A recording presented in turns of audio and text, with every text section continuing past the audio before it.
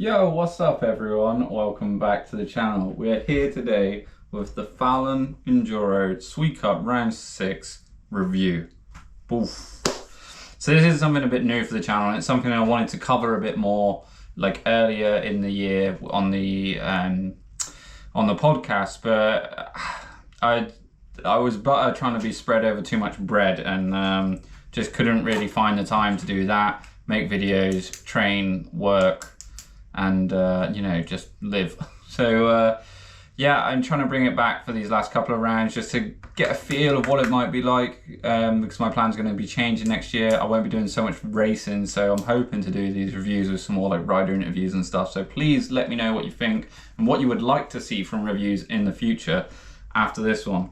But just so you know, we're going to talk about the riders that were in the race. We're going to look at how that leaves the overalls. Then we're going to discuss the tracks. From the tracks, we're going to just have some general thoughts about the race, and then a little bit of talking about myself right at the end. So I don't mind if you skip over that very last bit. Oh, and we'll also check out what's coming up next for the last round in Easterberg. Okay, so right, let's get into it. So I'm going to start off. I'm going to talk only about the elite men and the elite women in this case, because they're the categories that I'm like the most familiar with, and I don't want to make it like a 20-minute video talking about every single bit of every single class. So we're going to start off with these ones and go from there. But to start with, Matthias Arnedal, friend of mine. He's been racing enduro for a couple of years, and I just want to so happy to say that he took his first ever race win in Falun. Spoke to him before and spoke to him during the race and through practice. The guy knew that it was an opportunity for him this weekend. There were some big guns not here, and it's just the way the season's panned out. It's almost been, I wouldn't say cruising, but he's been on a path to win, or to win after Zaka, let's say. And yeah, so it worked out nicely, but the pressure was on to get that maiden win. And he's had every spot on the podium now, and I'm pretty happy for him. So kudos, Matthias. In second place, there was Jakob Ekstrom. I had a quick look, but I couldn't see if Jakob's had any podiums before. So apologies if I've got that wrong, but this could be an entire new podium, or an entire podium of people's first sort of positions, I guess. But that really helps Jakob out in the overall hunt, and after finishing third in the overall last season, while it would be a bit of a stretch to try and do that this time, I think mathematically it might still just about be possible, but it would require a lot of things going in his favour. And then Hampus, my buddy, the Red Dragon, the Hairy Viking, Stokey man, he managed to land it in third place, and that was tight. There was some tight race in there. I think from third to sixth was spread by something like 3 seconds, and I know everyone was sort of going a bit differently in there.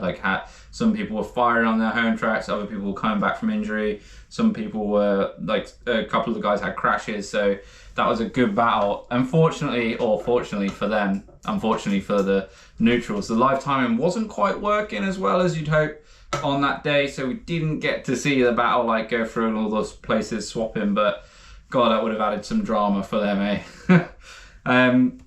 But let's talk about the other guys. So Tor, in his first race back after breaking his collarbone at the DH in Order this summer, in what was looking like it was going to be a great battle between him and Matthias for those overall positions. And yeah, first race back, and spoke to him all weekend and through the race, and the guy was just cruising, there to have fun. I understand the headspace. I was in the same myself. It's worrying when someone can be there to have fun and be a couple of seconds off the podium. But just stoked to see Tor back. And then Simon Lumbad was also with a career best, I think, in fifth place. Now, me and Simon have been battling, not so much with each other, just looking at positions. We're often very close to each other in the rankings, and I'm just so stoked to see him pull this one out. I know what the pressure's like of riding at your home race and expecting big things out of yourself. And I also know that he was a bit disappointed with his ride at Arvika, that really wasn't his vibe. And the same can be said for Jakov, and they've both come out and put down absolutely solid results. So fucking stoked for those two boys.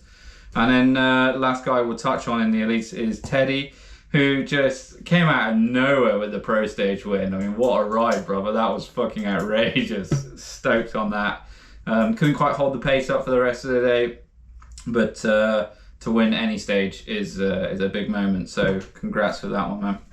Okay, so next up we have the elite women. So Ebba Johansson following up her national championships win with another P1. So that's 2 in a row, I think, or is it 3?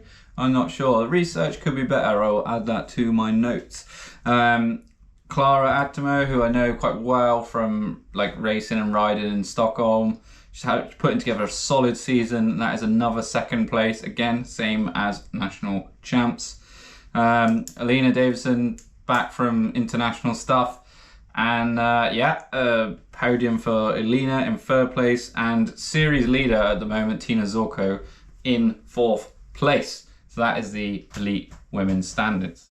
So let's talk about the tracks in Falun. I really like the variation of having in some of the tracks in Lugnet and then having some of the tracks in Kjellviksback. And I thought last year it was quite a lot of the same sort of thing in Kjellviksback, and all those tracks are quite similar to each other, and it's really quite different stuff over in Lugnet. And I actually thought the first stage that we rode on Sunday was such a nice track to start a race on. It wasn't super difficult, it wasn't that sketchy. You could kind of find your flow on that stage and be like, okay, we're racing today. So that was really nice. And I think those things of like having the right first track for a day is so important, and it can really set the tone for a lot of riders. We also have to say, probably the best pro stage. It's hard because all Rissahan's pro stage is pretty good actually, and I know Easterberg's pro stage is going to be good. Flotsbro was, that was a good pro, but this one just has everything. It has the biggest jumps of the year maybe, and then goes from there into the middle rock garden, which this year didn't seem as bad. I heard that they'd done some work on there to try and smooth that out. But the bottom rock garden was just insane. It was so rough this time, which was nice. Like, it's cool to come back to the same track and see the track evolve as more and more riders go down it.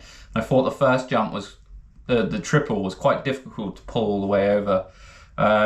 Saw a lot of riders coming through there, saw a lot of different lines. Man, under 21 riders, guys, can you just like wind it back like 5% for me, please? Because it's so fucking rowdy watching you lot ride that stuff. Man, like, it's mega impressive, but I'm just like, whenever I see any under 21 riders in practice, I'm like this, like, oh my God, like the commitment is unbelievable. But and I'm not even like, I don't even want to say, oh, slow down, but it's just, oh fuck, man, like, you'll understand when you're 33. Nice to see that there's been some work going on the tracks there as well, like the new track, stage 7. That was sick. That was such a good track, like, and it just changed all through the weekend. I thought that was just, that really felt like proper enduro, and it's nice that some of the other tracks that we've had in it, quite a lot have had a bit of a rest, so if they do come back next season, it's like, oh, okay, we actually haven't ridden this track in, it'll be like 2 years since we last rode it. So yeah, I think that's really nice that they've got enough tracks to like mix it up like that. I did think, one thing that I didn't like so much was the pedal at the end of Sulen. Was that stage 4, perhaps? Yeah, it was stage 4. I know we do have a lot of pedals in some of the Swedish tracks, and in Flotsbro, for example, there was quite a lot of pedaling. In hindsight, it was probably too much, but the only thing I would say for the pedaling in Flotsbro, every time there was a pedal, afterwards there was something there. Like, you do it and you go, this sucks, but I understand why. Like I say, in hindsight, there's probably too much in the end. but you can understand because you're getting from section to section. Whereas this last that last bit on the end of stage 4 was just like, oh, okay, we need to make the track longer, so we're going to stick 50 meters or whatever it was of flat pedaling. And yeah, it's enduro racing, you have to be fit and everything, but I didn't enjoy that bit so much, eh? And then one other thing, I can't remember what the track is called, but there is a track, like as you look up the hill, sort of on the, like looking up the lift on the left hand side, the nearest track to you. I was walking the dog there and came across this track that it just looks unbelievable. And I was talking to one of the younger riders, Mons, and he was telling me that he thinks it's, or he was told that it's because, or we don't use that track because the like emergency services can't get to it. That would be something that if it was possible to fix that scenario, maybe have that one in for like a pro stage situation or something like that. That would be unbelievable, because that track just looks so freaking good. So good and it's so different to everything else that was on there. So I do understand why, like, rider safety is super important, but if we could do something to maybe make that possible, to use that track in future races, God, that would be cool. So now we're going to dive into some numbers. At a later date, again, I want to try and bring this stuff like onto the screen as we're doing it. Unfortunately for now, you're just going to have to look at my face because time is of the essence. But yeah, so Tina, I've tried to work out how this is going to all play out, so follow me on this. So Tina Zorko is in first place, and basically because she has done every round so far, her points total can't grow so much more. So I think the maximum it can go up is sort of 100 and like maybe 270 points, something like that, from some quick mental arithmetic. Which means that would leave Clara Atomo, who is in second place, that would leave Clara needing somewhere around 200 and 250 points from the last round, which, given her results this season, if she manages anything like an average result for herself, then those points are gainable.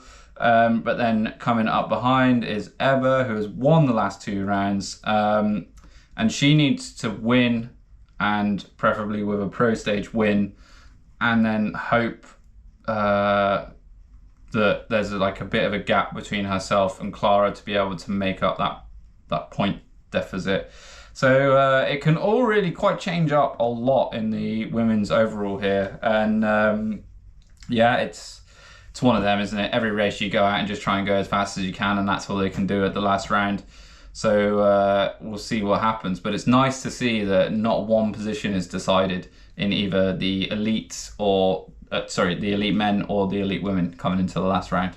So let's jump into the men's finals, or the men's standings before the final round. So Matthias Arnedal has gone into first place by 3 points. Now, the key thing here, again, is that Zaka missed the last round. So if he turns up to the last one, the only points Matthias can get is the points he will sort of improve on his worst result of the season in Easterberg, which won't be so many points that he can gain. So if Zach is there, you'd expect him to take that one. But this is racing, and it is not over until you cross that finish line. So let's see what happens there. Then in third place, we have Hampus, who right now is seemingly kind of safe there. So there's a big gap down to, I'm in fourth place, but we'll get to that in a minute.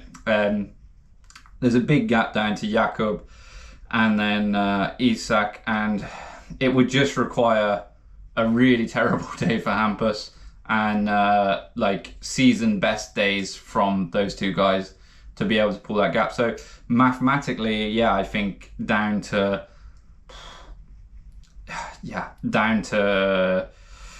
Martin in 9th place. It's possible for anyone there to finish in 3rd place. Actually, apart from myself. but yeah, it's racing. Anything can happen. But at the moment, Hampus is in a very strong position coming into that last round. So yeah, then 4th place, like I say, it's me, but going down to Martin Benjaminson in 9th place. Again, because I've raced every round and all the riders below me down to there haven't, so they can really gain a lot of points on me in that last round. But then, not that I like to mention it, but there was a round that went particularly bad for me in Ulricehamn where I did not get so many points. So I can actually gain quite a bit points-wise. But the form the guys have been in with Tor coming back, Martin Benjaminson, I saw him riding some bits of track the other day, man. The guy is nuts. He's so quick in some of the rough stuff. And Isak Renlund has just been cruising and just getting points and points and points. He's been beating me by like 2 spots every round, so it's killing me, man. But yeah, everyone, basically the top 10 can really have quite a shake-up in this last round, and it's kind of all to play for. It's so tight in there. So Hampus needs he could gain a lot of points on a bad result in Arvika. And then from there, myself, Jakob, Isak, Tor, Simon and Martin are all going to be battling it out to see how that top 10 finishes up. So yeah, bring it on. Let's go dance in the mud in Easterberg and see how it all pans out.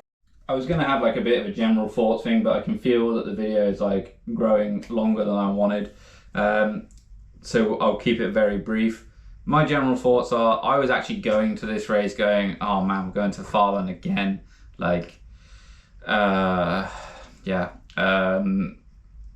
And wasn't mega stoked on it in like one sort of aspect. But actually, I thought the race was done really well. The lift queue was managed really well. The tracks were marked out clearly. Yeah, generally just a well-ran race, and I look forward to going back there again. I don't know when that might be, but I think it's definitely earned itself the spot. Like it's really, I think they really stepped up their game this season. Last season, I don't know, something felt a bit about it, whereas this year there was enough variation, there was enough new things, and just like general enthusiasm for the race. So I thought that was really good, and yeah, like I say, I'll go back there in the future. Second to last thing to talk about, final round is going to be in Easterberg. Now, again, we'll keep this very brief. I love Easterberg. Don't get me wrong, I have thoughts on how the calendar should be. Some places come every year on the calendar, and maybe we could spice that up by changing it round so we ride them in possibly different conditions, but that's something else we'll get into in another video at a later date. But I really enjoy riding at Easterberg. It's the same sort of tracks every year since 2019. It's almost the exact 6 tracks that are the same. But they seem to be maturing quite a lot, and I'm really looking forward to going back there. I think it's going to be a good vibe, and there's going to be a lot of riders there. There's a lot of like pressure on some riders to like get that result. So I think we're going to see some big stuff going down. So I'm quite excited for that.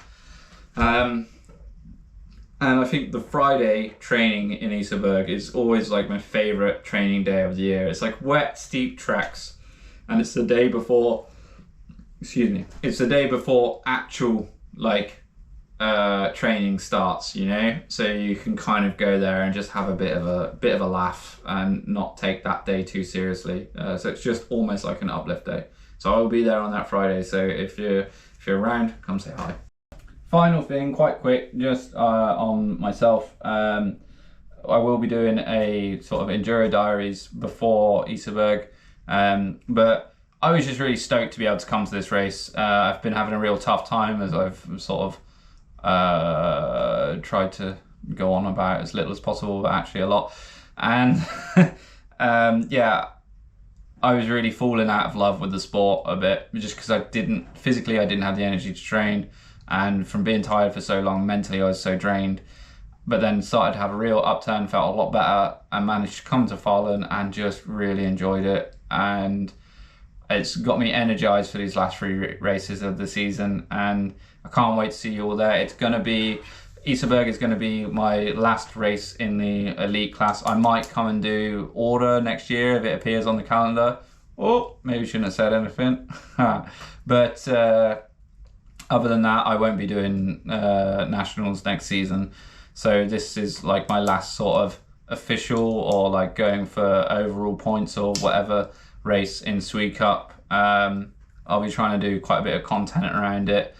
Yeah, but I'll see you all there in Easterberg. Thank you for watching the video. Please give me some notes and some feedback on this. I want to do more with it. I want to do more like editing and graphics and screenshots of riders. When I'm talking about a rider, I want to show that rider on the screen. But right now, with these races coming up and still just like recovering from this fatigue situation, I'm going to keep it quite basic. And then next season, when I'm not racing so much, then I can do these sort of reviews and spend a bit more time actually like putting everything together. But thank you for watching, and yeah, keep it on 2 wheels. Everyone get out this weekend, do a bit of riding before we get into a mad 3 weeks with the final of the SweCup, the final of the Capital Enduro, and the final of the Jotland Enduro series. Thanks for watching. Peace out. Don't forget, Trail Store.